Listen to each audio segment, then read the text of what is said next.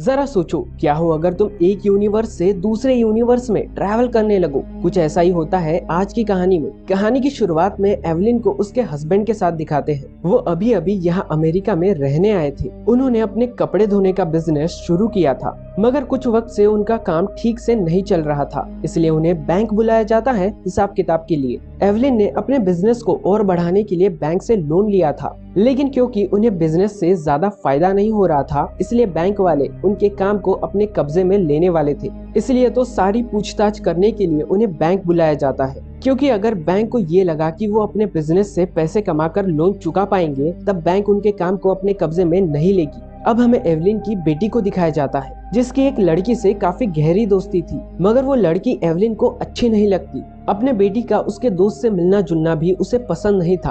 तभी इनके घर एक बूढ़ा आदमी आता है, जो दरअसल एवलिन के पिता है। उन्होंने उसकी शादी के बाद से ही उससे रिश्ता तोड़ दिया था, क्योंकि वो उस शादी से खुश नहीं थे। और आज काफी सालों के बाद सारी नाराजगी खत्म करके वो अपनी बेटी एवलिन से मिलने आए हैं। एवलिन उन्हें देखकर काफी खुश हो जाती है। वो अपनी बेटी को समझाती है कि तुम मेरे पिता यानी अपने नाना को ये मत बताना कि तुम्हारी दोस्ती उस लड़की के साथ इतनी गहरी है, वरना वो फिर से मुझसे नाराज हो जाएंगे। इसके बाद हम एवलिन, उसके हस्बैंड और उसके पिता को बैंक जाते हुए देखते हैं, जहाँ तभी अचानक से एवलिन के हस्बैंड, जिनका नाम रेमंड था, उनके अंदर कोई और ही आ जाता है। वो लिफ्ट में लगे कैमरे को छतरी से ढककर एवलिन के कान में एक डिवाइस लगाते हुए कहता है कि तुम्हारी जान खतरे में है। उस डिवाइस के लगाते ही एवलिन को अपनी गुजरी हुई जिंदगी दिखाई देने लगती है, जिसमें वो अपना बचपन, जवानी में शादी और शादी की वजह से उसके डैड नाराज हो गए थे, वो भी दिखता है। फिर उसे अपनी बेटी भी दिखाई देती है। फिर जब वो अपने ख्याल से बाहर आती है, तो उसका हस्बैंड रेमंड उसे कागज पर कुछ जरूरी बातें लिख कर देता है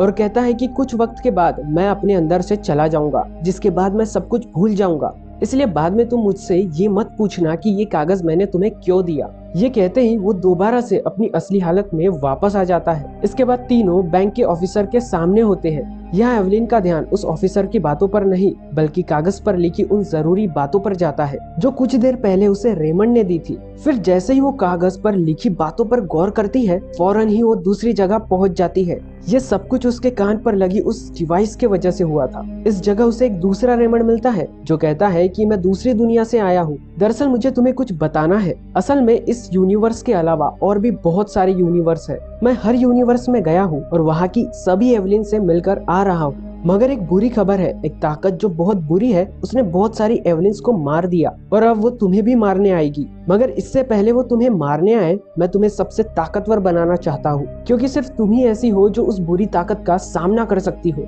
इसी बीच हम एवलिन को उस ऑफिसर के सामने और अनजान दोनों जगहों पर देखते हैं, क्योंकि वो खुद वहाँ नहीं गई थी, बल्कि उसका माइंड दूसरी जगह पर गया था और दूसरे रेमंड से बात कर रही थी। मतलब कि एक ही वक्त में वो दो जगह पर मौजूद थी। दूसरी दुनिया की वो ऑफिसर दूसरे रेमंड को मार देती है, और फिर जैसे ही वो एवलिन पर हमला करती है, वैसे ही वो खुद को असल में उस ऑफिसर के सामने पाती है। फिर इसके बाद वो लोग बैंक से जाने लगते हैं, मगर यहाँ पर एवलिन को लगता है कि वो ऑफिसर मुझे मारने आ रही है, इसीलिए उसके मुंह पर एक घुसा मार कर उसे गिरा देती है। ऐसा होते ही गार्ड्स वहाँ पर आ जाते हैं। फिर रेमंड के दिमाग में दूसरी दुनिया का रेमंड फिर से आ जाता है, जिससे उसमें अजीब सी पावर्स आ जाती है और वो गार्ड्स पर हमला करके उन्हें मारने लगता है। सभी को ढेर करने के बाद वो एवलिन को यहाँ से ले जाता है। एवलिन उसे सब सच बताने कहती है। वो बताता है कि इस यूनिवर्स के बाहर जितनी भी यूनिवर्स है, वहाँ हमारे अलग अलग रूप है। मतलब कोई वहाँ पर खुश है तो कोई दुखी होगा, कोई वहाँ पर अमीर है तो कोई गरीब होगा, कोई ताकतवर है तो कोई कमजोर है। जिस दुनिया से मैं आया हूँ उसका नाम अल्फा है,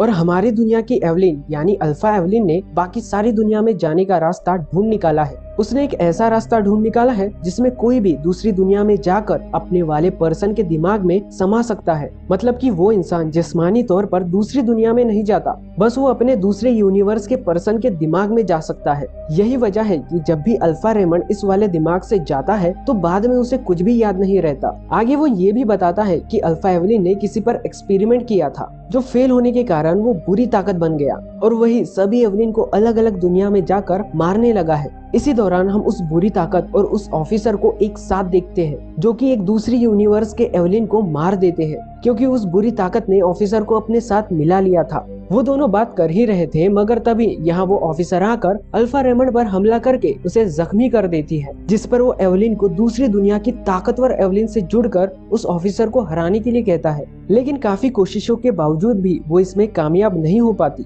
ये देख अल्फा रेमंड को लगता है कि इस दुनिया वाली एवलिन में कुछ भी खास नहीं है, इसलिए वो फौरन रेमंड के दिमाग से निकल जाता है। और रेमंड जो अभी अभी होश में आया था, उसे कुछ भी समझ में नहीं आता कि ये ऑफिसर हमें क्यों मारना चाहती है। लेकिन इस बात पर ध्यान दिए बगैर एवलिन अपने हस्बैंड को लेकर वहाँ से जाने लगती है। मगर तभी वो ऑफिसर सीढ़ियों से कूदकर एवलिन पर हमला करने के लिए आती है और तभी एवलिन यहाँ आखिरी कोशिश करती है। इस बार वो एक ऐसी दुनिया से जुड़ती है जहाँ की एवलिन कुंफू में माहिर है और वो एक मशहूर एक्ट्रेस भी है, इसलिए वो कुंफू पावर्स का इस्तेमाल करके उस ऑफिसर को हरा देती है, जो देखकर अल्फा रेमंड वापस से रेमंड के दिमाग में आ जाता है। फिर वो एवलिन से कहता है कि क्योंकि तुमने उस ऑफिसर को हरा दिया है, इसलिए वो बुरी ताकत कभी भी तुम्हें मारने के लिए यहाँ पर आती होगी, क्योंकि वो ऑफिसर उसी की साथी है और बुरी ताकत ने एक ऐसी दुनिया बना ली है जिसकी मदद से वो किसी भी दुनिया में जा सकती है। उसे कभी भी डिवाइस की जरूरत नहीं थी। आगे हमें पता चलता है कि वो बुरी ताकत और कोई नहीं बल्कि एवलिन की बेटी है, जो इस यूनिवर्स वाली एवलिन की बेटी में आकर एवलिन को मारने के लिए आगे बढ़ती है। उधर तभी कुछ पुलिस वाले एवलिन को पकड़ लेते हैं,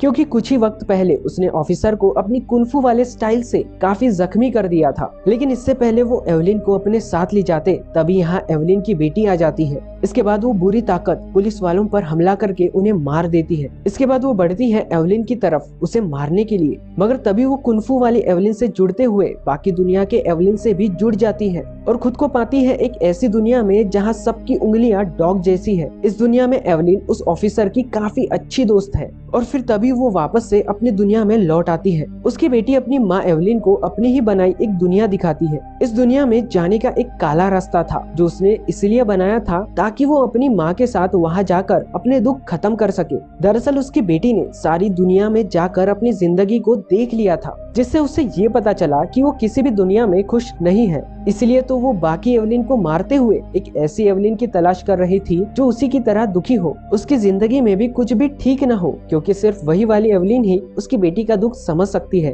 तभी यहाँ के अल्फा डैड आकर उसे उस बुरी ताकत से बचा कर ले जाते हैं, जिसके बाद हम उन सभी को एक कमरे में देखते हैं। तब तक एवलिन की बेटी भी अपनी असली हालत में वापस आ गई थी, इसलिए उसकी माँ उसे टेप से बांध देती है ताकि वो बुरी ताकत दोबारा से उसके दिमाग में ना आए।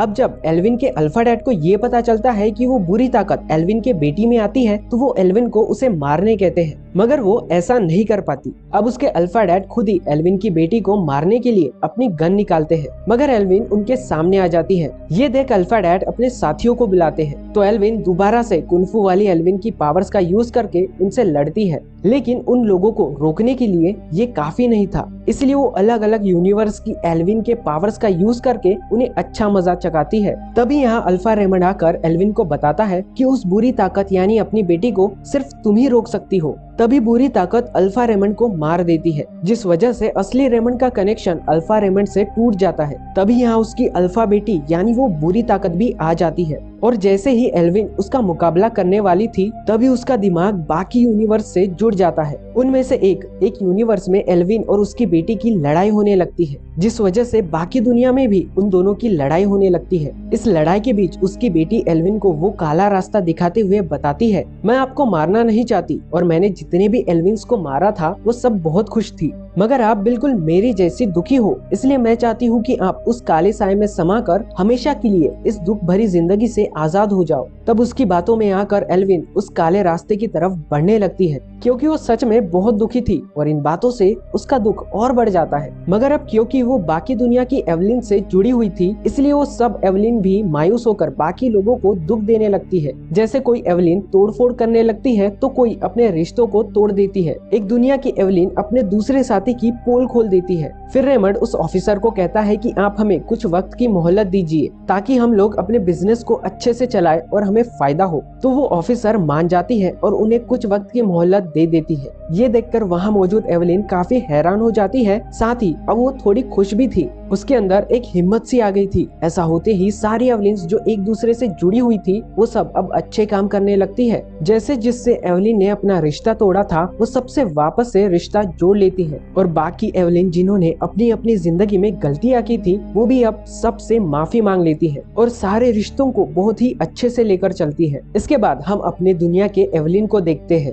जिसके सामने उसकी बेटी उसके लिए उस काले रास्ते को लेकर आती है। वो काला रास्ता बहुत सारे लोगों को अपने अंदर खींचने लगता है जिसमें एवलिन की बेटी भी जाने लगती है। हालांकि एवलिन उसे बचाने की बहुत कोशिश करती है मगर उसके साथी उसे ऐसा करने से मना करने लगते हैं, जिस पर वो उनसे लड़ने की बजाय उनकी सारी ख्वाहिशें पूरी करने लगती है क्योंकि बाकी एवलिन से जुड़ा होने की वजह से उसमें बहुत सारी ताकतें आ गई थी और फिर आखिर में वो अपनी बेटी को काले रास्ते में जाने से रोक लेती है। अब एवलिन की बेटी उससे कहती है कि मॉम, अगर आप मुझे खुश देखना चाहते हो तो मुझे छोड़ दो और इस काले रास्ते में जाने दो, जिस पर एवलिन उसकी बात मान जाती है। वो अपनी बेटी को छोड़ देती है जो उस काले रास्ते में चली जाती है। अब इसी के साथ हम उस दुनिया में जिसमें पार्टी हो रही थी वह एवलिन को उसकी बेटी के साथ देखते हैं। यह एवलिन उसे समझाती है कि मैं तुम्हारा भला चाहती हूँ मेरी बेटी, मैं तुम्हारी दुश्मन नहीं हूँ और हमेशा तुम्हें खुश देखना चाहती हूँ, तुम्हारी माँ हूँ। अब ये बात समझ में आते ही वो अपनी माँ के पास जाकर उनसे माफी मांगती है जिससे वो काली दुनिया का रास्ता जिस बुरी ताकत ने बनाया था वो खत्म हो जाता है। इसके बाद उस पूरी फैमिली को हम एक साथ देखते हैं जिसमें एवलिन की बेटी भी थी क्योंकि अपनी माँ से सुलह होने के बाद वो उस काली दुनिया में पहुँचने से पहले ही वापस आ गई थी। ये सब एक साथ बहुत खुश होते हैं। एवलिन ने भी अपनी बेटी के दोस्त को अपना लिया था, साथ ही उनका बिजनेस भी काफी अच्छे से चलने लगा था क्योंकि एवलिन बाकी चीजों से हटकर अपने बिजनेस पर ही ध्यान दे रही थी, इसलिए बैंक वाले भी उनके बिजनेस को अपने कब्जे में नहीं लेते। इसके बाद हम उन सबको बैंक में ऑफिसर के सामने देखते हैं जहां उनकी तारीफ की जाती है कि वो अपने बिजनेस को काफी अच्छे से चला रहे हैं। तब यहाँ हम पहली बार एवलिन को इतना खुश देखते हैं और इसी के साथ ये कहानी यहाँ पर खत्म हो जाती है।